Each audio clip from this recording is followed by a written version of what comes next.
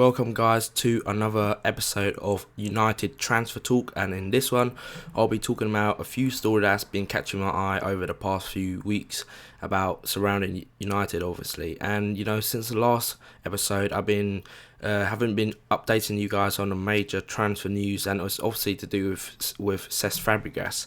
And it's a funny and almost surreal kind of tactic from United, and it's unlike the Ferguson way as we've been used to over the last 2 decades or so, because United, they are usually really private club, and they don't announce any sort of negotiations until the deal is done.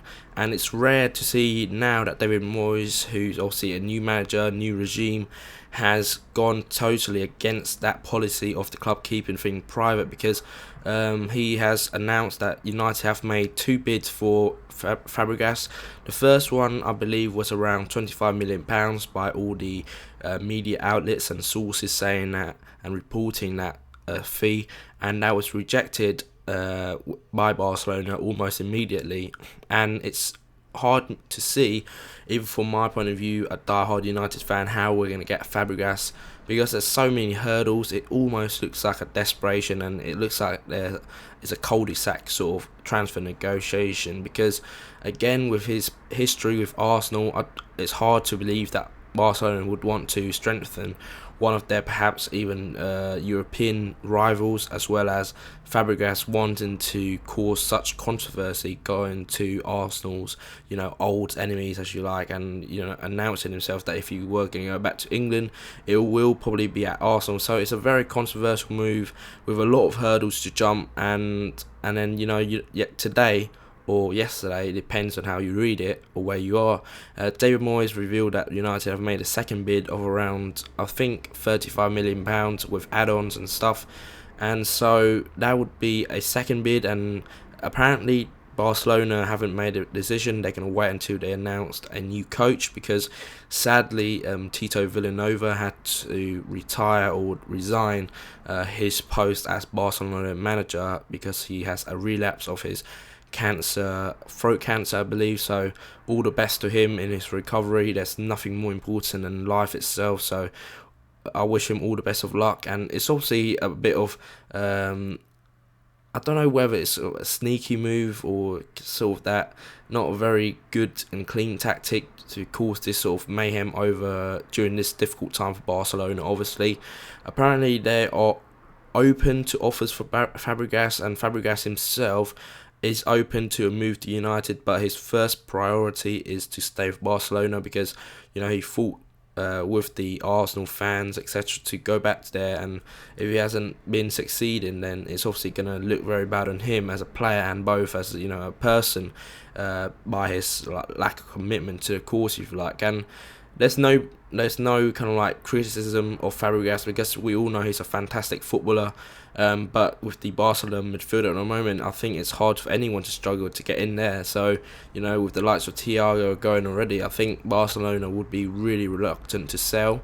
But with the incoming of Neymar for a vast amount of money, also they are looking to negotiate or renegotiate Messi's contract, and that would be excess of 40, perhaps even 50 million euros. So Barcelona are definitely going through a lean spell in terms of their money right now, because they are investing heavily in their major players. So, and that's not to say Fabregas is not in their plans. It's just because of the financial fair play rules, etc.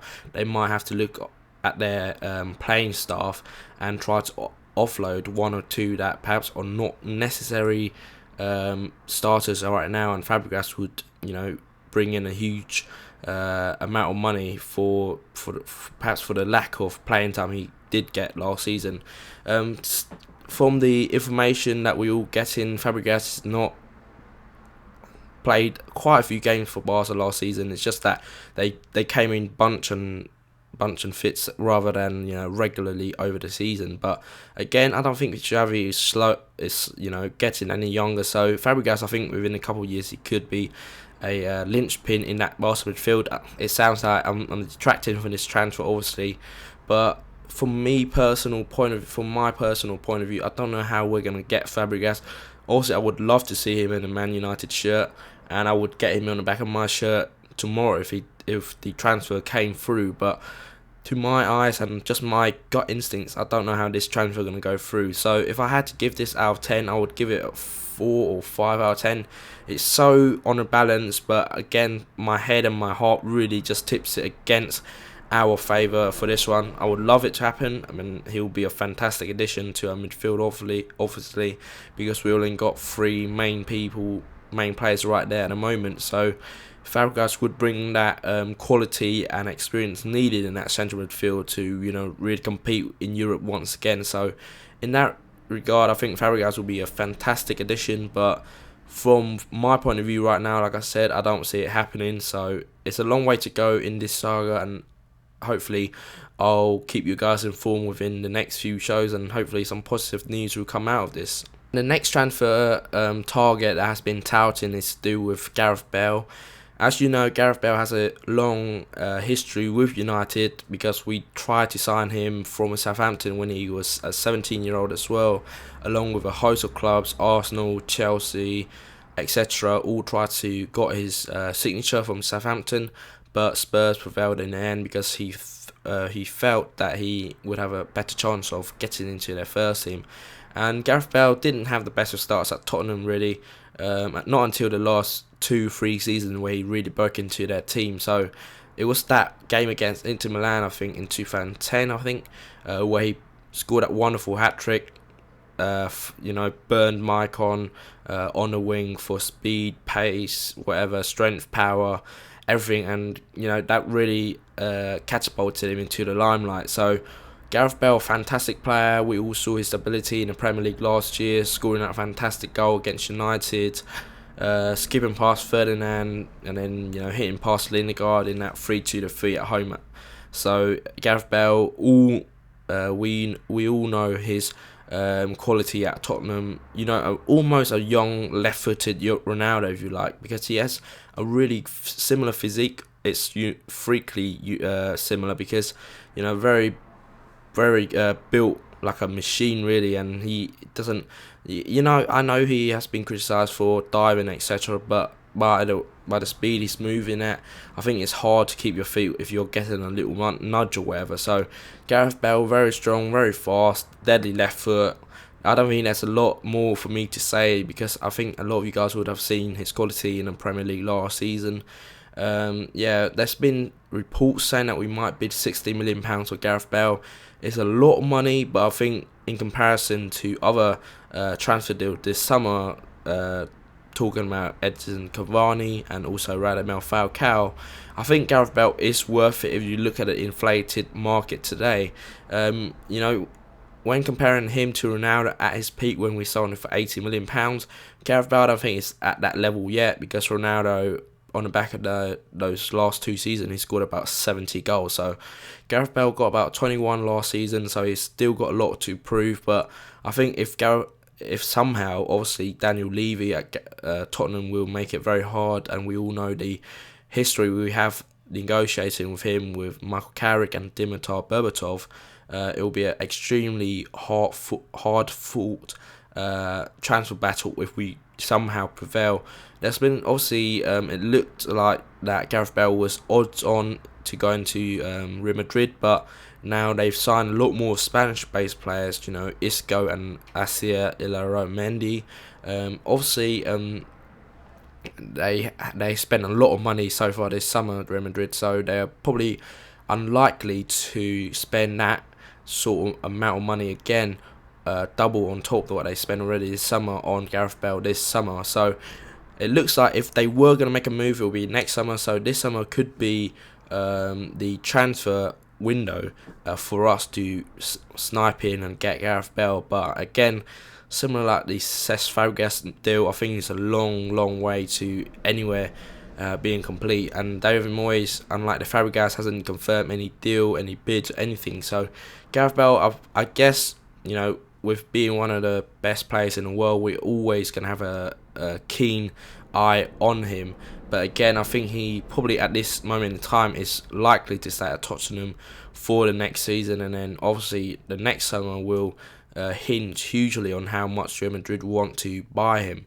So right now, I think the £60 million deal, I think we are capable of buying a player for that sort of money. Ed Woodward, the new vice president or chief executive, has stated that we have that sort of amount of money to buy the best players in the world. But again, I would like the Cesc Fabregas. I'll probably hinge this around 3 or 4 out of 10, probably more 3, because I don't see how this is going to happen. And Daniel Levy probably don't want to strengthen any other English teams right now, because they are spending quite a bit, Spurs, and they probably want to keep Gareth Bale or send him abroad to Real Madrid. So in that case, 3 out of 10. But again, we never know. Anything can happen in this transfer window. David Moyes might be panicking one day, and then might as well push in front of it, and then the next, we might have a superstars on our hands. So in that case, I think I can understand a lot of you guys' frustration. I'm frustrated as well with the lack of supposed inactivity at United right now. But David Moyes has been saying that Ed Woodward has flown home to deal with players incoming to the club. So I think they are working hard at United to secure any new major signings, and I'm sure a lot of you guys will be waiting with bated breath to see who the new superstar will be in this Moyes era. And I think David Moyes does need a major signing this summer in order to step out and compete with the highest coaches or the biggest coaches at the other clubs, Jose Mourinho, etc. United would want to get this Moyes era, and it's going to be a tough one, underway with a massive statement of intent to the other rivals to say that we are here, and it's not the end of the world that Sir Alex Ferguson has retired, because we have signed a massive player in this blank, whoever it may be. So hopefully we'll sign a superstar in the next few weeks, and hopefully we'll keep you guys informed as well. So the third and last story I'm going to be talking about is to do with Wayne Rooney, obviously one of our own. So it's a bit of a difficult situation to analyse this one, because we all know what happened in October 2010 when he held the gun to the club, saying that he wanted to leave for Man City because he discussed the lack of ambition from United's point of view. But now the table has been reversed, because right now it looks like that Rooney is backing away from the challenge of competing with world-class players, and the club ambition has now surpassed his, and so we are moving on without him, and that has made him angry and confused. And I'm doing that in speech bubbles or speech marks, sorry, because that's what the Sky sources were describing him as. But again, I think it's a bit pettiness from Rooney, and if he does stay, it's going to take a very, very long time for him to get over this one, especially with the United fans, because we all are very angry. And I think a bit miffed at his attitude into this situation, because it looks like he wants to go to Chelsea. Mourinho playing dirty mind games with the club, forcing Rooney to come. Apparently Rooney is going to push for a transfer request, and I'm sure a lot of backlash going to hit him via the United fans. But I don't condemn any trolling behaviour on Twitter, whatever, where some people kind of tweeted his wife with some really disgusting stuff. I don't kind of say that's acceptable at all. I think there's a line within football, and we should really stick behind the right line, because people do have feelings. But in this case, I am irate about Rooney's kind of attitude towards his footballing side, but I disagree with the tactics that some people are targeting his personal family, etc. So in that regard, I think if you're going to tweet tweet at Rooney rather than his club immediate family. So in that case, Rooney, he looks like he wants to go Chelsea. Looks like they're going to bid around 20 to 25 million pounds, but I think the club would hold out for around 35. I know that is very inflated for his current form, but if you think about it, if we are going to sell to one of our closest rivals, especially with this new Mourinho regime, we are definitely going to have to push the price up and detract any potential bids. And if they are going to bid for 35-40 million pounds, then I think it will be good business, because with the a large sum of money we already have, that definitely could enable us to push on with major transfer targets. And there's some reports at the weekend that if we were going to let Rooney go, it would kind of like signify that we already have some massive transfer targets done. So in that regard, it would seem that David Moyes would like to have some targets already sewn up before making any progress with his Rooney deal. Obviously, we already have Shinji Kagawa to fulfill that number 10 role, but I think it's to do with the central midfield. Is Moyes has stated is his main priority. But again, if we do somehow miraculously sign Gareth Bale from Tottenham Hotspur, it obviously sent out a massive statement of intent from the club, saying that we are able to survive this transition from the Ferguson era, which has been so successful, to the new Moyes era, where we're going to start with a bang and hopefully send out a massive statement to our rivals to say that we are here to stay and to maintain our history of success over the next 10-15 years, however long David Moyes will stay at the club. So there you guys have it for the 3 transfer targets for Rooney. I really don't know whether he's going to stay or not. I want him to stay because I think he's still a quality player, but his attitude stinks. So what do you guys think? It's also going to have a massive dynamic shift if Rooney does leave for Chelsea, because I think it will make them favourites definitely for the title. But again, if we do sign anyone from Fabregas or Bale, then obviously it shifts back to us. So it's a massive kind of like new start for everyone at major clubs this summer. Barcelona, Real Madrid, City, Chelsea, us all having new coaches. So it's obviously going to be interesting. But again, I'll wait until we sign a major transfer target to see where we are in the new season. So interesting few weeks coming up, guys, and hopefully I'll be reporting that to you guys along the way too. So what do you guys make of this video? Leave a comment below on any transfer targets, Cesc Fabregas, Gareth Bale, to the perhaps imminent departure of Wayne Rooney as well. So leave a comment below, rate this video, give me a thumbs up, and subscribe to the channel for more content as well. So that's it, guys. You can check me out at Twitter or on Twitter at ManUnitedDaily, or go to the website ManUnitedDaily.com, and you can write or send images and upload it to the website, and you can send that to me at ManUnitedDaily@gmail.com as well. So thanks for watching this video, guys, and I'll see you in the next one. Cheers.